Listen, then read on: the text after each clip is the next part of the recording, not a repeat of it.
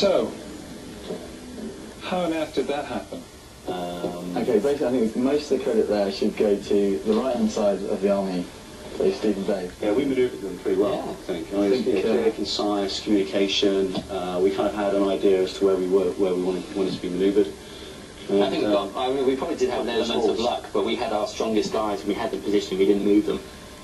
Stephen, there was a terrible moment not long before the end when it looked pretty bad, and you're back here trying to work out how to regroup. Is it the regrouping that did it? I think so, because we actually realised what our plan was, and I think that when you see all those troops running towards you, you tend to panic and you move people around too quickly, and I think what we realised is that our guys are good if they stay in their little groups and we let these guys come towards us one by one by one.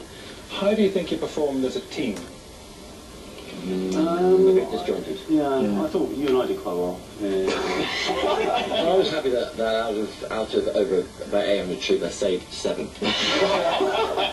But let's see what our historians thought of how you did. Let's get Eric and Mike down here. They've been watching your every move. They are experts. There's nothing they don't know. Gentlemen, how did they do? Well, they won. Well, they won, which is really the most important bit. And they really won quite creditably. They didn't do it the same as Caesar, and they probably lost more men than Caesar. But I mean, the first bit, the important bit, was that intelligence gathering, and they were very systematic about that, which is good. They, you know, and then they assessed the terrain, and they knew terrain was important. They didn't quite use it right, did they? No, but I can't hold that against them. They grasped the importance of the slope. You guys knew that that slope was important. You didn't know exactly why it was important. You tried to use it for flank protection. You tried to protect your left flank with the slope. But what did you think the archers were going to do there? Well, we had this idea of drawing the Gauls in. And how were you going to draw them in? By using the infantry as bait, I guess. So again, you latched onto exactly the right principle. You guys actually managed to get your hooks into the Helvetii, who could have just run off into the woods and lived to fight another day. You drew them in with your skirmishers. There's a little bit of time there when I thought that your guys were going to be drawn in and that all of your skirmishers were going to go down and get massacred somewhere else. But you didn't do that. They got massacred where they needed to be massacred, and that's fine. You used them effectively from a tactical point of view in order to drag the Helvetii main body up the hill and into the teeth of your legions. You needed to engage them. You needed to slaughter as many Helvetii as you could get your hands on. How did you do it? You got them up to attack you. And you held a good reserve. I mean, that was deliberate, whether you hadn't just forgotten about them. So you didn't know you had it. That's good. So you did hold that really important reserve, because what was important, wasn't it, was these guys in the woods who came out late to the party. They didn't know they were there. No, but you did find them halfway through. But you found them, but Caesar didn't. Yeah? Right. So you had the edge on him there. So Caesar, how did he do it? Caesar has got 4 legions that he trusts. And he takes those 4 legions and he parks them on the slope, up the slope. He's got 2 legions that he's recently recruited in northern Italy. He doesn't trust them. For all he knows, they'll break and run away. He holds them back further up the hill. They're visually impressive.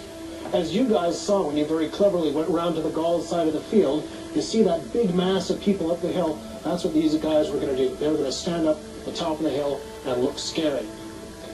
And then out to his front, he scatters his skirmishers, he's got archers, he's got cavalry, he's got all kinds of nonsense up there. And their job is to, first of all, let these guys get into formation, because it takes them a long time to get everybody lined up and standing in the right place. And second, just as you guys did, Caesar wants to get his hooks into those Helvetii and pull them up the hill, where these guys can do the job of slaughtering them. And being brave warriors in a hero culture, we can't resist that. So, yeah, we're pushing on up. Heavy with cavalry. Gauls were massive on cavalry. They were a big equestrian culture. So they're getting in there and mixing it. We have the numbers. So at this stage, they can afford to lose. So, yeah, we maybe lose half our cavalry. But we're in there. Once these guys have fallen away, once the Roman light troops are no longer involved, and once the Helvetii are enough of a distance up the hill, then the Roman main body, those 4 seasoned legions that Caesar has brought with him,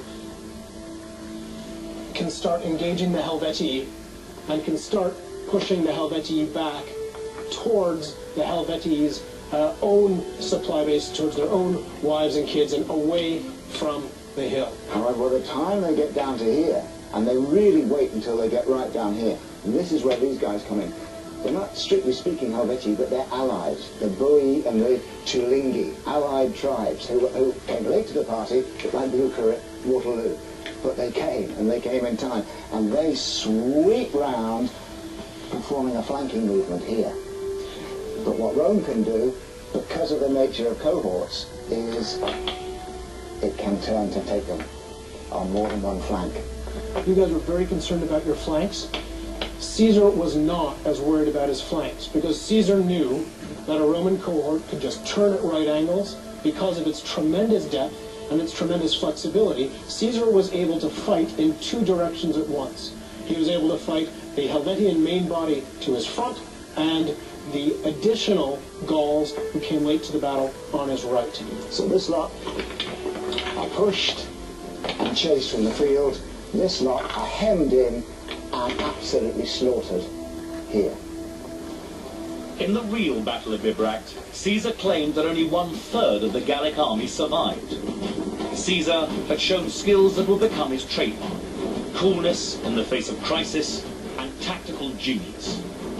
He would go on to use both these qualities to defeat Rome's enemies and to become one of the greatest figures in the whole of Roman history. Well, congratulations once again. You're winners. But on this program, everyone goes home empty-handed. Thank you.